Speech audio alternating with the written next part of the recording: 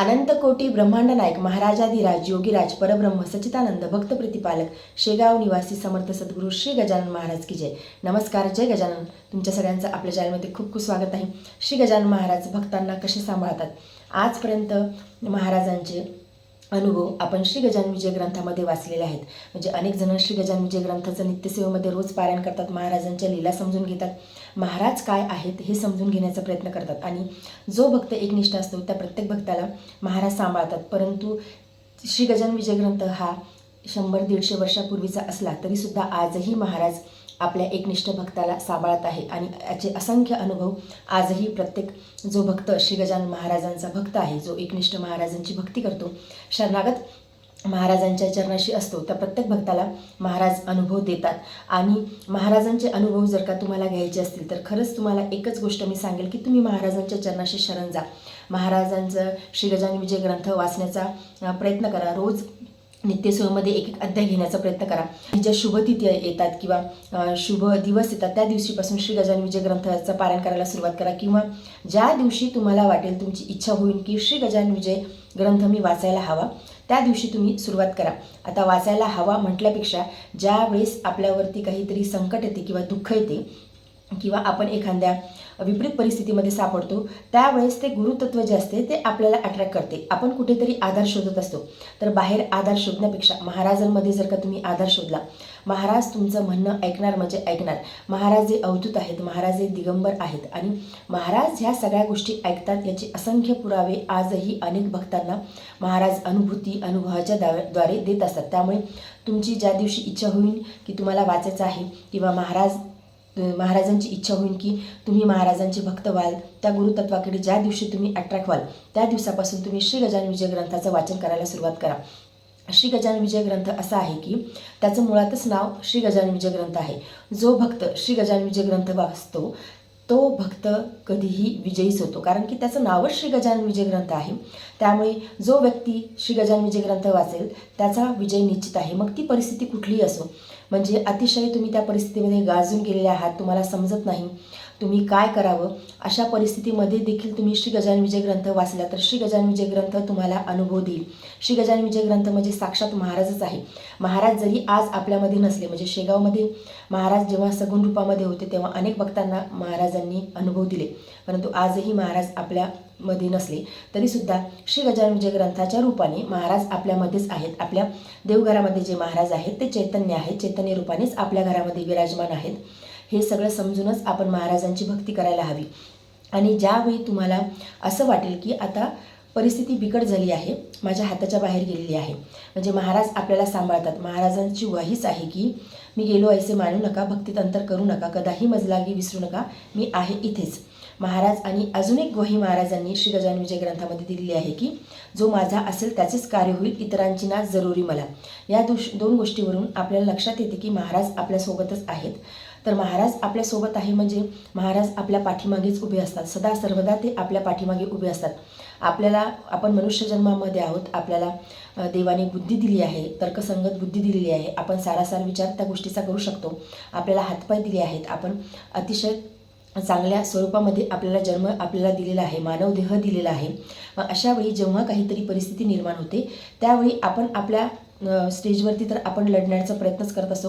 आपण तर्कसंगत बुद्धी आपल्याला आहे तर आपण तर्कवितर्क लावतो, आपण बुद्धीने लढण्याचा प्रयत्न करतो किंवा आपण शारीरिक काहीतरी हालचाल करतो, म्हणजे आपण शरीराने देखील लढण्याचा प्रयत्न करतो. पण ज्यावेळी तुम्हाला असं वाटेल की आता यातून काहीच घडत नाही, माझा लढाई इथे संपलेला आहे, त्यावेळी तुम्ही महाराजांना शरणागत जा, सगळं काही महाराजांवरती सोडून द्या.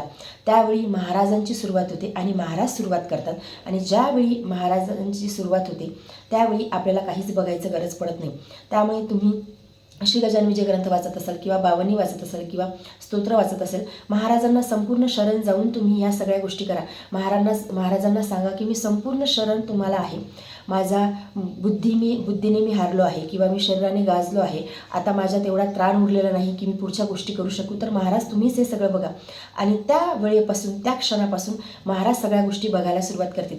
तसं तर आयुष्यामध्ये हेच नेहमी करता ध्येय ठेवा की मी करत आहे असं काहीच म्हणू नका, सगळं काही महाराजांचीच इच्छेने होत आहे. मग ती सुखद परिस्थिती असो किंवा काही विपरीत परिस्थिती असो, त्यावेळी एवढंच लक्षात ठेवा की महाराजांच्या इच्छेने हे सगळं काही होत आहे. माझे हे प्रारब्धाचे भोग आहेत, ते मला भोगायचेच आहेत. त्यावेळी शांत राहा, नम्र राहा, महाराजांच्या चरणाशी शरणागत व्हा.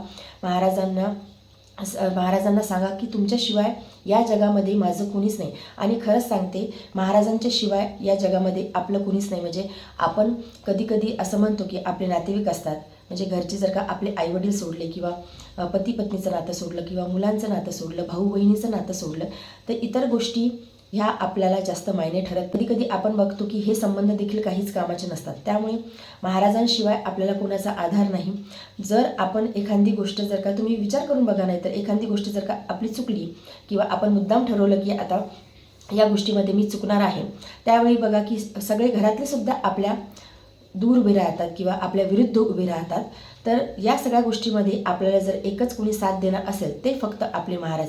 आपण ज्यांची मनोभावे सेवा करतो, आपण ज्यांची पूजा करतो, ज्यांचं आपण मनोभावे ज्यांना आळवतो, ज्यांचं नामस्मरण करतो, ते महाराज सदा सर्वदा आपल्यासोबत असतात. ते कधीच आपला हात सोडत नाही, ते कधीच आपला त्याग करत नाही. त्यामुळे सदा सर्वदा हे तर आपल्या देहाचे रिलेशन आहे. आपल्याला मनुष्य रूप भेटलं आहे तर हे या देहाचे रिलेशन आहे. देहाचे आईवडील आहेत किंवा देहाचे पती पत्नी आहेत किंवा देहाचे मुलं मुली आहेत.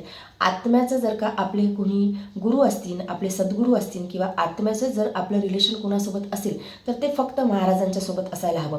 म्हणजे आपण या शरीरामध्ये आहोत तर आपल्याला आपले कर्म करायचेच आहेत. आपलं घर संसाराच्या जबाबदाऱ्या आपल्याला सांभाळायच्या आहे, मुलांच्या जबाबदाऱ्या आपल्याला सांभाळायच्या आहे. पण त्यावेळी देखील एक गोष्ट लक्षात ठेवायची की आपलं कर्तव्य करत असताना आपण आपल्या देहाकडून हे सगळं कर्तव्य करत आहोत, परंतु आपल्या आत्म्याचं जे रिलेशन आहे, आपल्या आत्म्याचा जो संबंध आहे तो फक्त महाराजांच्या सोबतच असायला हवा. महाराज हे अवधूत आहेत, महाराज हे सगळं काही जाणतात आणि महाराज हे ब्रह्मांड नायक आहेत. आणि असे जर का ब्रह्मांड नायक आपल्या पाठीशी असतील तर आपल्याला कधीच कोणासोबत घाबरायची गरज नाही किंवा कधीच कोणासमोर तुम्ही झुकू नका. फक्त झुका तुम्ही महाराजांच्या सोबत. आणि हे सगळं मी बोलते आहे हे फक्त अनुभवाचे बोल आहेत. म्हणजे मला जो अनुभव आला आहे की आपण जर महाराजांना काही सांगितलं, म्हणजे आपल्याला खूप दुःख झालं आहे, आपण दुःखामध्ये आहोत, अडचणीमध्ये आहोत, आपल्याला समोर समजत नाही की आता काय करावं. जीवनामध्ये सगळ्यांच्या अपडाऊन्स येतात. तुम्ही असो किंवा मी असो, जीवनामध्ये अपडाऊन्स हे येणारच.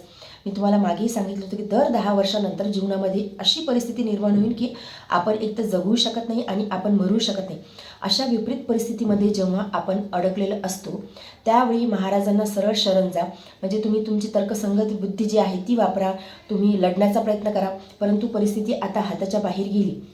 त्यावेळी देखील तुम्ही सांगा महाराजांना की तुम्ही माझ्या पाठीशी राहा, मी तुम्हाला शरण आहे.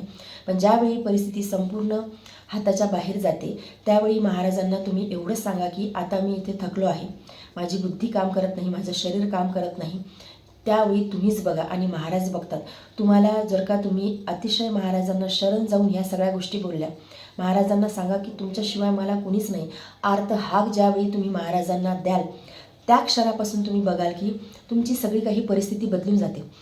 म्हणजे तुमचे डोक्यातले विचार असो, निगेटिव्ह विचार असो, ते पॉझिटिव्हमध्ये रूपांतरित होतात. तुम्हाला एक शक्ती येते, तुम्हाला बळ मिळते, तुम्हाला आत्मविश्वास मिळतो आणि महाराज जे काम करायचं ते नक्कीच करतात. मग ते कुणाच्याही बाबतीत असो, म्हणजे कुणाच्याही बाबतीत, तुमच्या स्वतःच्या बाबतीत असो किंवा दुसऱ्यांकडून तुम्हाला काही त्रास झालेला असेल त्यावेळी फक्त शांत राहा, सहन करायला शिका. सहन जेव्हा आपण करतो त्यावेळी भगवंत बघत असतो की माझ्या भक्ताला असा असा त्रास होत आहे आणि माझा भक्त फक्त सहन करत आहे. म्हणजे तुम्ही महाराजांसमोर रडा, महाराजांना बोला, पण इतर कुणाला बोलायला जाऊ नका. कधीच कुणाच्या समोर झुकू नका. महाराज आहेत आणि महाराज सांभाळणार आहेत. महाराजांना सांभाळावंच लागणार आहे, कारण की आपण त्यांचे लेकरं आहोत आणि महाराज ही माऊली आहे.